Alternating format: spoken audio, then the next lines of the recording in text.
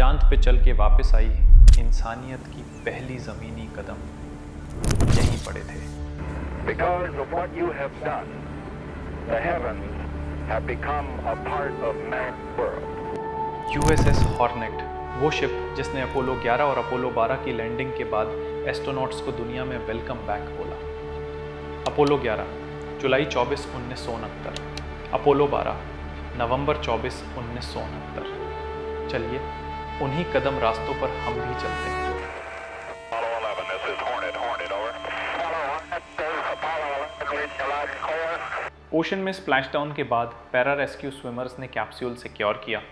फिर Sikorsky seeking helicopter 66 ने astronauts को विंच करके निकाला। हेलीकॉप्टर डेक पर टचडाउन और सीधा इस मार्क्ड पाथ पर।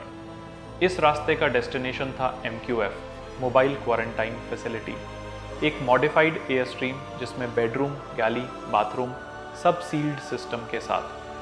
पहले कुछ दिन शिप पर, फिर ह्यूस्टन के लूनर रिसीविंग लेबोरेटरी LRL में टोटल 21 दिन की क्वारंटाइन। ये कोरियोग्राफी स्प्लैशडाउन से लेकर MQF तक हॉर्नेट के डेक पर टेक्स्ट बुक प्रिसिजन से होती थी। 1969 में रिस्क अननोन था, अगर कोई लूनर माइक्रोब हुआ तो, इसलिए tightly controlled quarantine.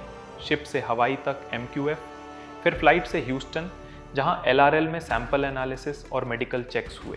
Space race के बाद भी हॉर्नेट की कहानी खत्म नहीं होती। यही मिलता है जेट एज का लेजेंड F-14A टॉमकैट। म्यूजियम का ये एयरक्राफ्ट 1986 में बना। VF-14, VF-41 और VF-101 स्क्वाड्रंस के साथ सर्व किया और गल्फ वॉर का वेटरन भी रहा। Variable sweep wings, twin tail profile, top gun का पोस्टर चाइल्ड। आप जो इनटेक के अंदर का POV देख रहे हैं वही F-14 का ब्रीदिंग टनल है। एयर कंप्रेशन से लेकर आफ्टर बर्नर तक की कहानी। हॉर्नेट पर चलना एक जिंदा टेक्स्ट बुक जैसा है। वर्ल्ड वॉर 2 से कोल्ड वॉर तक, डेक की हवा, टाई डाउन चेन्स की खनक और jersey colours, yellow directors, green catapult gear, red ordnance, purple grapes fuel, सब मिलकर एक लाइव ऑर्केस्ट्रा बनाते हैं।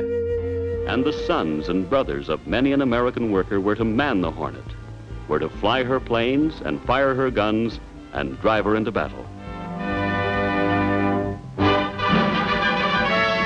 We're holding this little ceremony which makes of the Hornet the 7th of its name,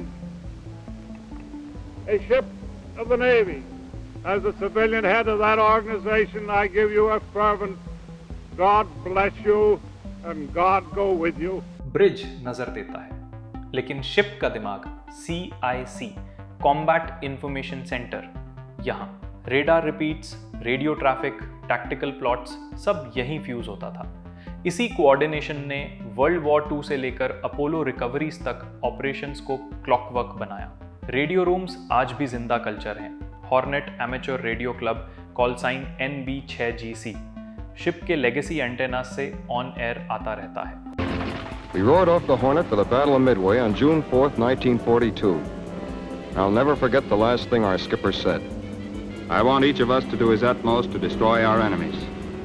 There's only one plane left to make the final run in.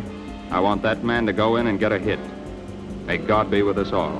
World war 2 combat record, Pacific campaign. Pacific campaign में Hornet का record shipborne aviation की ताकत दिखाता है। Carrier air groups ने long range strikes, CAP escorts और anti shipping missions. Hangar deck की दीवारों पर यूनिट पैचेस, मिशन बोर्ड्स और नोज आर्ट के साथ एक लिविंग आर्काइव जैसा एहसास मिलता है। हर पैच एक सॉर्टी की कहानी। Elevators and scale, aircraft number 1, elevator से hangar right flight deck movement. इसी इंफ्रास्ट्रक्चर ने म्यूजियम को लिविंग फील दिया। आज भी एग्जिबिट्स बिटवीन डेक्स मूव होते रहते हैं। Flight deck landmark, island, catapult track, blast deflector. Deck पर खड़े होकर समझ आता है कैरियर ऑप्स का कोरियोग्राफी।